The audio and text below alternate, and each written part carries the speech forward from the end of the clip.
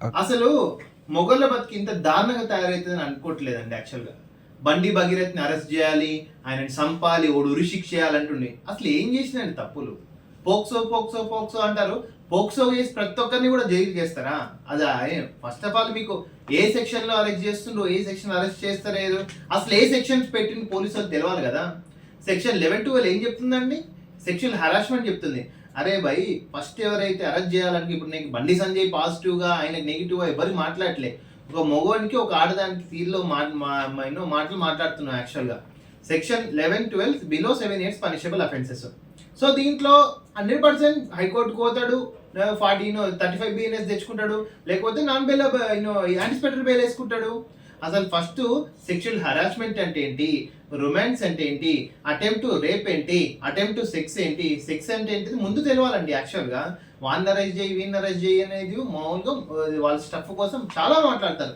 So 100% ఈ కేసులో నాకున్న పరిజ్ఞానం ప్రకారం 100% బండి సంజయ్ సన్ భగీరథ 100కి 200% అరెస్ట్ అయ్యే అవకాశం లేదు. అరెస్ట్ చేసినా కూడా కోర్టు ఇట్లా పోతాడు, ఇట్లా బయటికి తీసుకొని వస్తాడు. అంత పెద్ద కేసు ఏం కాదు ఇది. ఇంకోటి అడుగుతున్నా, ఆడపిల్లలకి కానీ చిన్నపిల్లలకి కానీ వాళ్ళ తల్లిదండ్రులు బగ్గి అనేటోళ్ళకి కూడా యాక్చువల్గా మీకు తెలియదా నీ పిల్ల అంతో తిరుగుతుందని, వాళ్ళు అప్పుడు గుర్తురాలేదా ఈ పోక్సో కేసు, అప్పుడు గుర్తురాలేదా ఈ రేప్ కేసు. సో అనే యువతలో అనే ముందు ఫస్ట్ మీరు ఏ విధంగా ఉన్నారనేది కూడా ఆలోచించుకోవాలి. బండి సంజయ్ సన్ను 100కి 200% అరెస్ట్ అయ్యే అవకాశం లేదు. మాక్సిమం 99%. ఏదో ప్రభుత్వాలు కక్ష సాధింపు చర్య చేసినా ఇట్లా ఓటరు ఇట్లా వస్తారు యాక్చువల్గా. ఓకే, ఇది ఏ పార్టీకి అగెనెస్ట్ కాదు, ఏ పార్టీకి ప్రో కాదు. ఇది ఒక ఆడపిల్ల కానీ, ఆడపిల్ల వాళ్ళ ఫ్యామిలీస్ కానీ పోక్సో రేప్ కేసు అనేది పెట్టాల్సిన సందర్భం వచ్చినప్పుడు ఇవన్నీ కూడా మీరు ఆలోచించుకోవాలి. తల్లిదండ్రులు, ఎస్పెషల్గా ఆడపిల్లల తల్లిదండ్రులు కూడా కేసు అంటే అదే కేసు ఏం పొడిచే ఉండదు యాక్చువల్గా. ఎవరు తప్పు చేస్తే వాడే జైలుకి పోతాడు. రిమాండ్ అన్నంత మాత్రాన వాడేదో కన్విక్షన్ కాదు, ఇది గుర్తు పెట్టుకోండి. ఓకే, అసలు మొగళ్ళ బతికి ఇంత దారుణంగా తయారైతుందని అనుకోవట్లేదండి యాక్చువల్గా. బండి భగీరథ్ని అరెస్ట్ చేయాలి, ఆయనని సంపాలి, ఓడు ఉరిశిక్ష చేయాలంటుండే. అసలు ఏం చేసినాయండి తప్పులు? పోక్సో పోక్సో పోక్సో అంటారు. పోక్సో చేసి ప్రతి ఒక్కరిని కూడా జైలు చేస్తారా? అదా ఫస్ట్ ఆఫ్ ఆల్ మీకు ఏ సెక్షన్ లో అరెస్ట్ చేస్తుండ్రో, ఏ సెక్షన్ అరెస్ట్ చేస్తలేదు, అసలు ఏ సెక్షన్స్ పెట్టిన పోలీసులకు తెలవాలి కదా. సెక్షన్ 11-12 ఏం చెప్తుందండి? సెక్షువల్ హరాస్మెంట్ చెప్తుంది. అరే భయ్, ఫస్ట్ ఎవరైతే అరెస్ట్ చేయాలని ఇప్పుడు నీకు బండి సంజయ్ పాజిటివ్గా, ఆయనకు నెగిటివ్గా ఎవరు మాట్లాడలే. ఒక మగవానికి ఒక ఆడదానికి తీరులో మాటలు మాట్లాడుతున్నాం యాక్చువల్గా. Section 11-12 below 7 years punishable offences.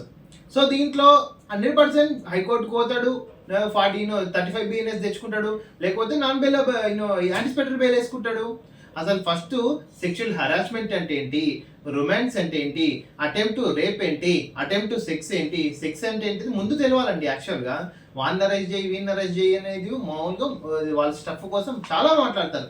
So 100% ఈ కేసులో నాకున్న పరిజ్ఞానం ప్రకారం 100% బండి సంజయ్ సన్ భగీరథ 100కి 200% అరెస్ట్ అయ్యే అవకాశం లేదు. అరెస్ట్ చేసినా కూడా కోర్టు ఇట్లా పోతాడు, ఇట్లా బయటికి తీసుకొని వస్తాడు. అంత పెద్ద కేసు ఏం కాదు ఇది.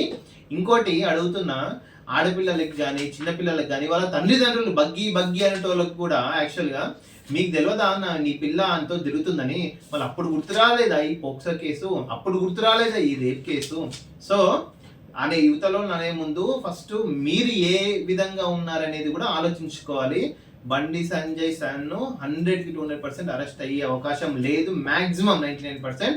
ఏదో ప్రభుత్వాలు కక్ష సాధింపు చర్య చేసినా ఇట్లా ఓటరు ఇట్లా వస్తారు యాక్చువల్గా. ఓకే, ఇది ఏ పార్టీకి అగెనెస్ట్ కాదు, ఏ పార్టీకి ప్రో కాదు.